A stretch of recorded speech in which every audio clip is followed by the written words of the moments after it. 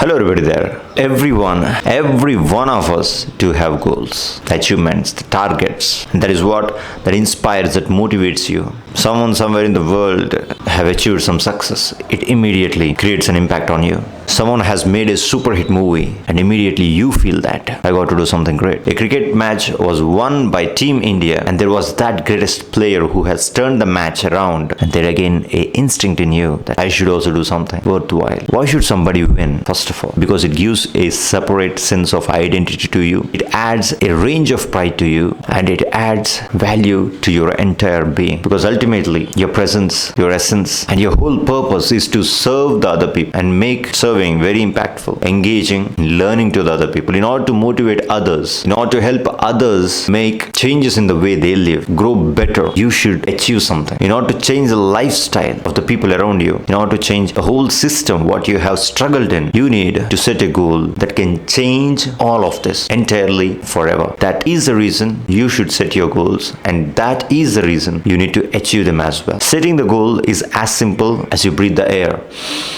Setting the goal is as simple as walking in the light. Setting a goal is as simple as looking at the stars in the night under the cloudless sky. But implementing it is a voyage on the sea. Is sending the rocket into the space. Goal setting is the strategic planning of hitting the ball in the ground when the whole country is watching, to make that one run so that your whole country's pride, depending on it, can gain value. Hundreds of millions of people with pride. So that is the effect of goal setting. It's not simply saying that I need to have 100 crores, I need to have a great mansion, great bungalow, I need to have great relationships. They are all mere wishes. Unless and until you have a designated strategy or a plan to achieve that, you cannot consider that as your goal. It is a mere wish. Because whoever comes to me, when I ask them what is your goal and they say me something, I am not going to definitely trust it unless and until they have a serious plan inside their head. We have all got a delusional, unorganized method of aiming at the things, which has never been the part of our school curriculum or educational curriculum, and we have just asked what is your goal, aim, that's all. But no teacher, even I remember it very clearly when I was in my 8th standard, our class teacher has asked every one of us what our goals were, and some said police officer, some said doctor, some said engineer, some said scientist. Is she the only one who has asked this question to us? No. Throughout our schooling, and even in many teachers has asked us the same question, but I have never seen a single question put by the teachers asking us to highlight the plans or strategy or pattern through which we are going to attain that goal. No one has asked us.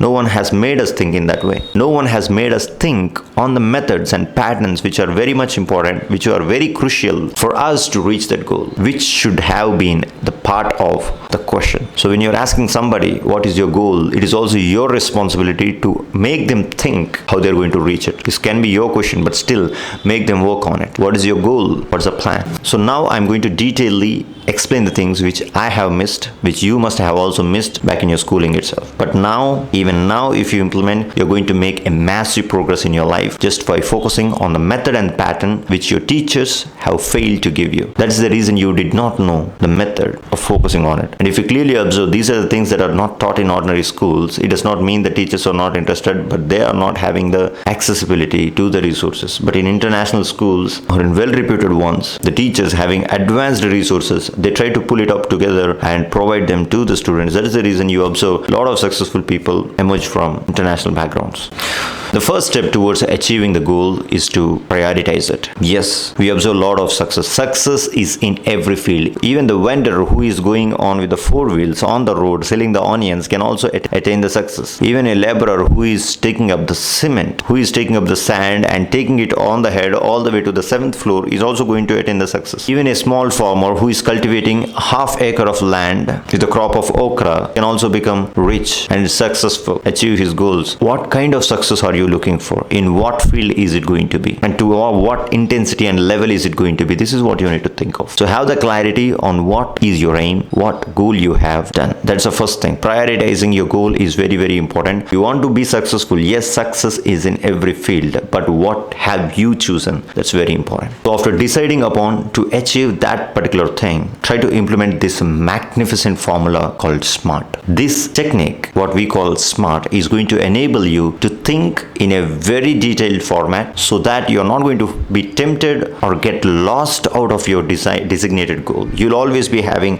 a focused mindset towards what you want. The top CEOs or entrepreneurs who are really successful, they follow the method called SMART. What do you mean by SMART? S stands for specific, M stands for measurable, A stands for achievable, R stands for relevant, and T stands for, which is very important, time bound. Upon knowing this clearly, you will have a clarity on how to set a goal. Right? This is more like a mechanism of decoding the goal so that it would become more closely connected to you, and all the vision will be blurred, and you will be single-sightedly looking at one specific target which you can hit through your energies by diverting them onto the goal. So firstly, before than anything else, you need to know how to identify your goal. What is the field? What is the domain that you want to see the success in? Is it in financial, in politics, in leadership, teaching field, cine field, doing some scientific research? You are interested and enthusiastic in architecture. So what is that? It is interesting you very much. What is that you want? You want to support the people to be fit and strong, or you want to provide the people tasty, delicious food by owning your own restaurant or becoming a chef. So what is that you truly want and what you wanted to see yourself as? Once you get that clarity, once you decide upon it, do not get deviated. No shifting, no deviations, because majority of the people, once after selecting one goal, they try to deviate it to another one because they do not have faith in what they're doing. Make the goals realistic and time bound. They get abundance of power all of a sudden. That means specific, measurable, achievable, realistic,